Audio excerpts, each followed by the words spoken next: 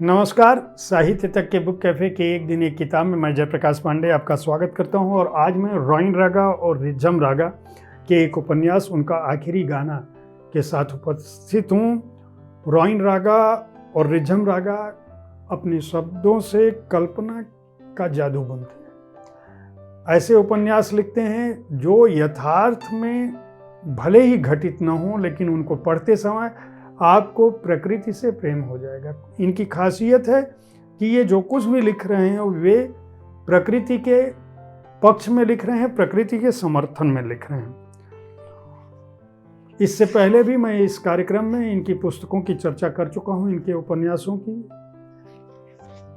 रागा brothers का जन्म राजस्थान में हुआ। बचपन उनका अनाथालय में गुजरा।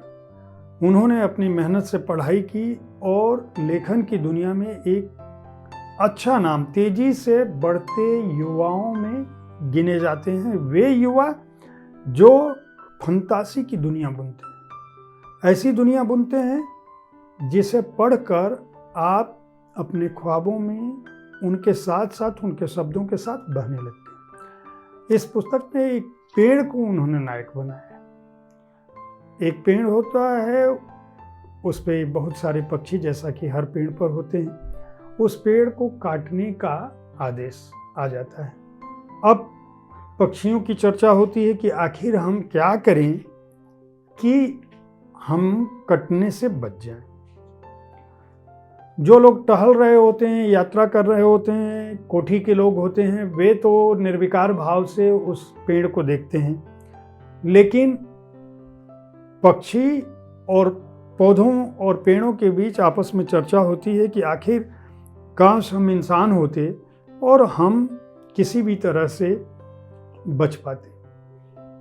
पेड़ उन सारी बातों को याद करते हैं, किस तरह से कौन सा अंकल हमारे पास आता है, कैसे लोग पार्क में आते हैं, कैसे कोई पियानो बजाने वाला होता है वो पियानो बजाता है, कैसे प्रेमी जोड़े उनके आसपास से गुजरते हैं। पेड़ यह सब बातचीत कर रहे होते हैं कि उसी दौरान लॉकडाउन लग जाता है, स्ट्राइक हो जाती है।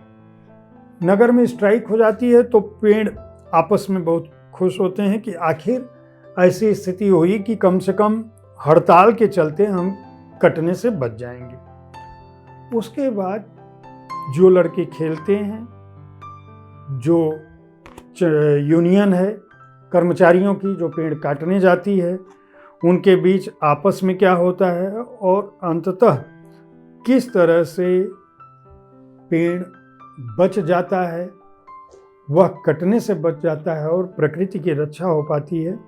यह पूरी कहानी इन्होंने इस पुस्तक में रची है। बहुत पतला सा उपन्यास है। इनका ये मानना है कि जिन चीज़ों को हम बेकार और गैर जरूरी समझते हैं वे चीज़ें भी उपयोगी होती हैं, चाहे वह कटार हो, चाहे वह पेड़ हो, चाहे वह मछली हो, चाहे वह पक्षी हो, चाहे वह घर का कोई सामान हो। हर चीज़ की अपनी एक भूमिका है। पूरी कहानी केवल 10 दिन की है। पेड़ कटने से शुरू होती है और पेड़ के बचने तक शुरू होती है। यह इनका छठा उपन्यास है। इस उपन्यास की बहुत सारी तारीफ अलग अलग अखबारों में हो चुकी है। इससे पहले अहम, मिखला, राइटमैन और पंडित दलित ये उपन्यास लिख चुके हैं। इस उपन्यास को कलामोस लिटरेरी सर्विसेज ने प्रकाशित किया है। उपन्यास का दाम 175 रुपये है और पृष्ठ संख्या है 86। उम्मीद है साहित्य तक पर किताबों को समर्पित हमारा यह कार्यक्रम आपको पसंद आ रहा होगा। इस कार्यक्रम के बारे में अपनी राय से हमें ज़रूर अवगत कराएं ताकि हम इसे और बेहतर बना सकें और आप अच्छी पुस्तकों का चयन कर सकें। धन्यवाद।